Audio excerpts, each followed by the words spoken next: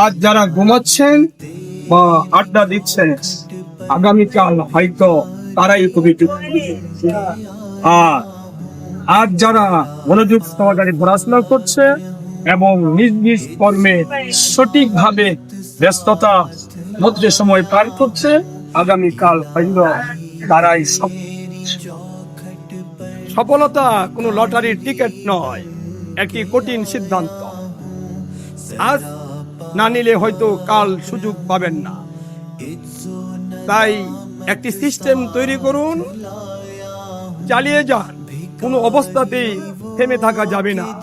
তাহলেই হয়তো আমরা আমাদের কাঙ্ক্ষিত লক্ষ্যে পৌঁছাতে পারবো ইনশাআল্লাহ।